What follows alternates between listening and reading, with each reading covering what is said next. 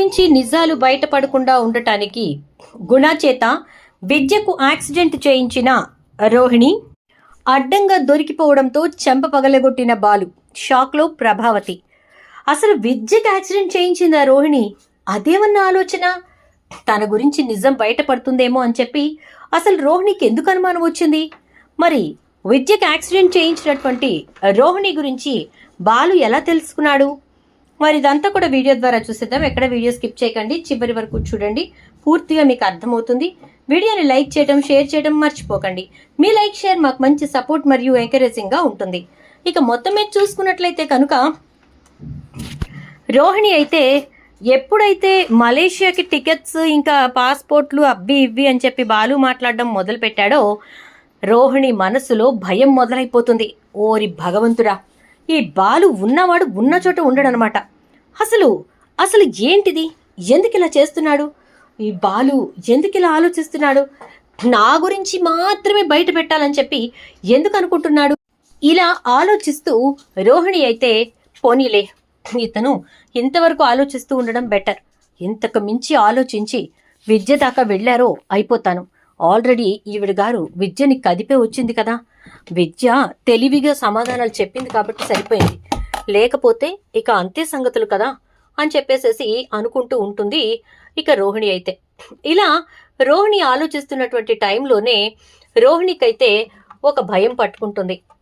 విద్య అలా చెప్పింది కాబట్టి ఓకే, అలా కాకుండా విద్య నిజం చెప్పేస్తే, ఒకవేళ మీనా విద్యని కొంచెం గట్టిగా అడిగితే విద్య నిజం చెప్పడానికి వెనకాడకపోతే అప్పుడేంటి నా పరిస్థితి అని ఆలోచించటం మొదలు పెడుతుంది రోహిణి. ఇక అంతే, రోహిణిలో భయం మొదలైపోతుంది.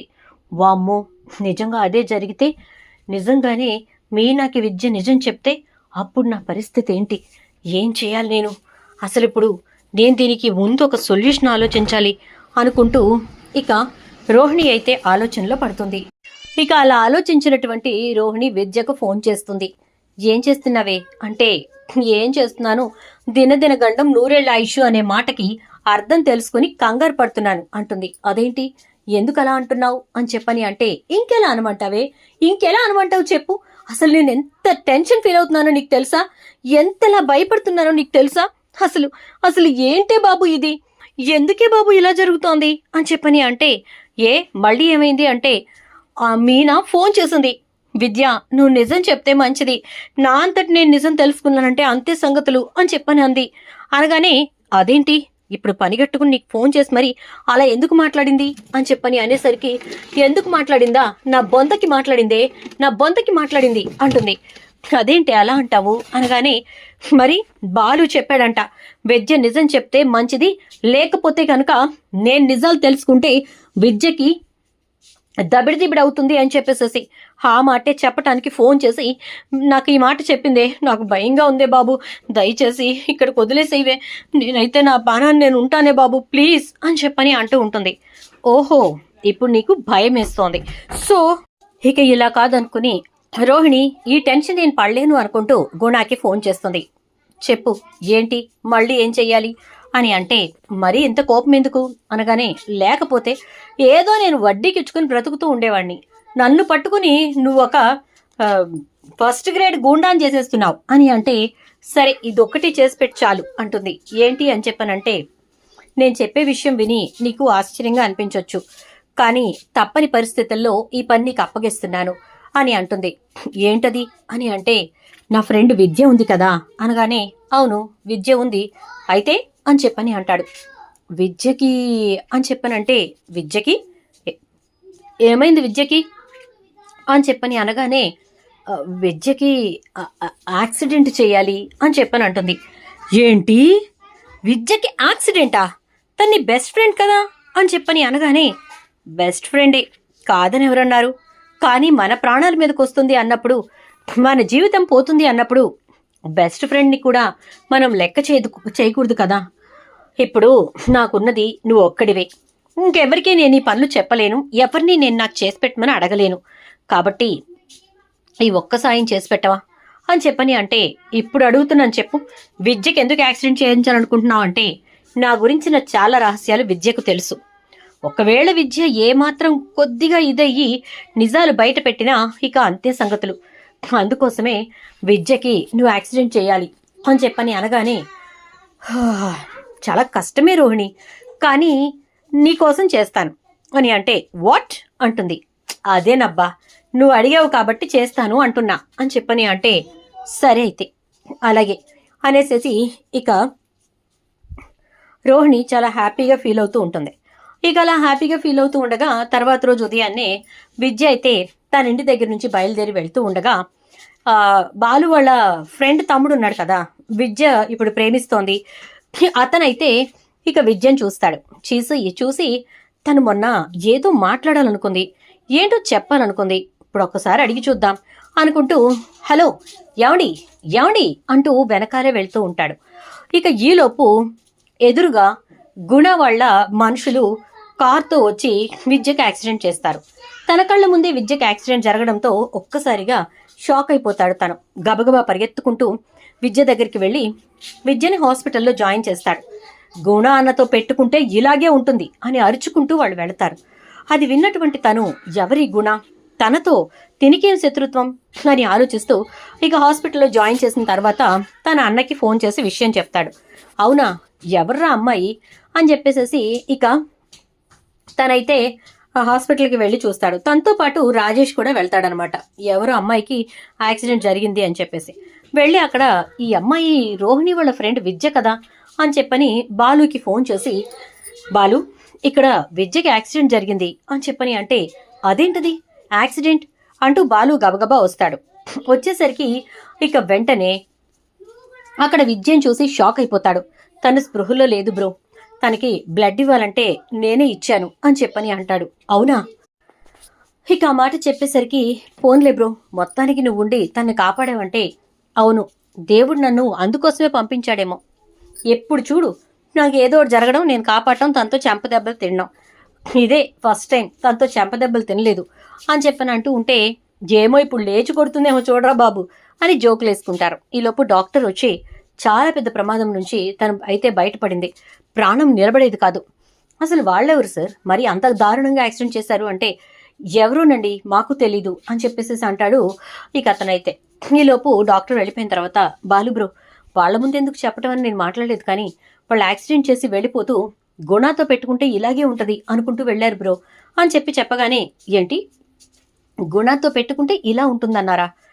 ఓ ఓకే ఓకే సరే అయితే అని చెప్పేసి ఇక వెంటనే బాలు బండి కారు తీసి చాలా ఫాస్ట్గా గుణ ఆఫీస్కి వెళ్తాడు. గుణ కూర్చుని తన వాళ్ళతోటి లెక్కలు మాట్లాడుతూ ఉంటాడు.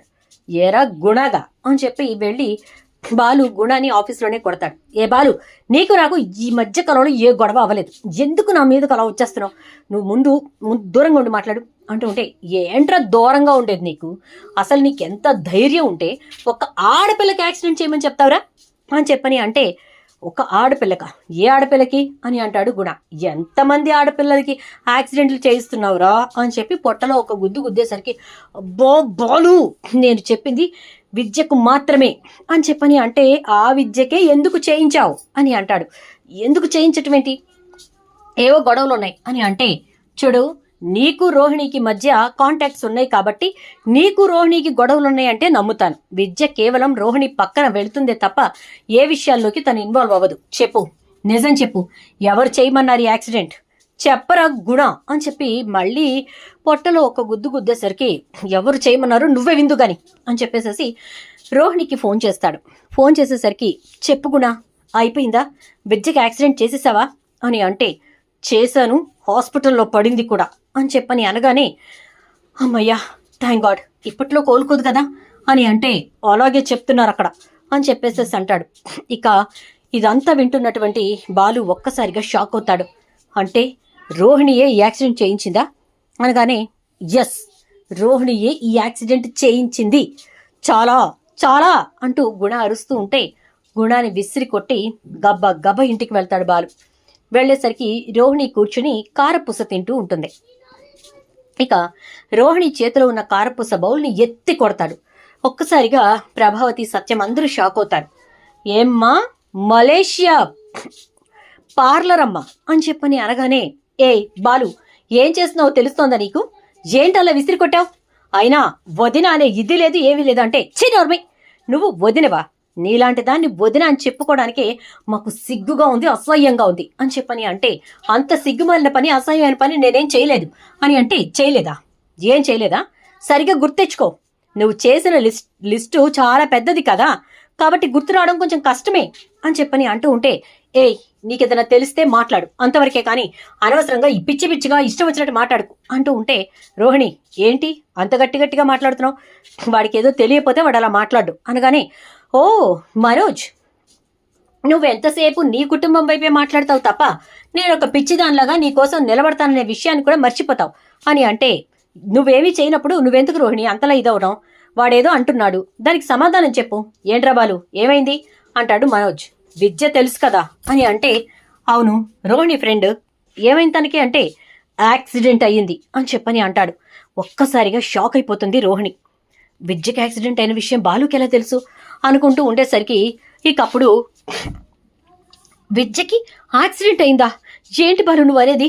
నిజం చెప్పు అంటూ ఉంటే, అవును విద్యకి యాక్సిడెంట్ అయింది, నీకు తెలీదా అంటూ బాలు రోహిణి చెంప చెల్లును పగలగొడతాడు. ఏ బాలు, నేను అడుగుతుంటే నువ్వేంటి చెయ్యెత్తి కొట్టి మరీ సమాధానం చెప్తున్నావు అంటే, నీలాంటి దాన్ని కొట్టడం కాదు, చంపెయ్యాలి, అసలు చంపెయ్యాలి అని చెప్పని అంటాడు. ఎందుకు ఎందుకు నన్ను చంపేయాలంటున్నావు అంటే, నమ్మక ద్రోహివి నువ్వు, నిజంగా నమ్మక ద్రోహివి, నమ్మినోళ్ళని నొట్టేట ముంచే రకానివి అంటూ ఉంటే, ఇన్ని పెద్ద పెద్ద బిరుదులు నాకు ఇస్తున్నావు, నేనేం చేశానని అని చెప్పి రోహిణి అంటుంది. ఏం చేశావా అమ్మా? నీకు తెలుసు కదా విద్య తనకి ఎంత క్లోజ్ ఫ్రెండో తెలుసు కదా. ఒక రకంగా చెప్పాలంటే విద్య రోహిణి ఒకటే అని చెప్పి చెప్పటంలో ఎలాంటి సందేహం లేదు. అలాంటి విద్యకు ఈ రోహిణి యాక్సిడెంట్ చేయించింది అనగానే షాక్ అయిపోతుంది రోహిణి. నేను యాక్సిడెంట్ చేయించటం ఏంటి అని చెప్పని అంటే, నువ్వు యాక్సిడెంట్ చేయించటం ఏంటా? అరే మనోజ్, మీ ఆవిడ ఫోన్ తీసుకోరా అని చెప్పని అంటే, ఎందుకు బాలు అంటుంది. ఫోన్ ఇవ్వు అని చెప్పని గట్టిగా అరుస్తాడు. ఏంటమ్మా, నువ్వే తప్పు చేయనప్పుడు ఫోన్ ఇవ్వడానికి ఏంటి, ఇవ్వు అంటాడు సత్యం. అది కాదు మావయ్య, ఫోన్ అంటే పర్సనల్స్ బోల్డ్ ఉంటాయి అని చెప్పని అంటే, మీ ఆయనకు కూడా తెలియనన్ని పర్సనల్స్ ఉంటాయా అని చెప్పని అంటుంది మీనా. ఇకప్పుడు రోహిణి చచ్చినట్టు ఫోను మనోజ్ చేతికిస్తుంది.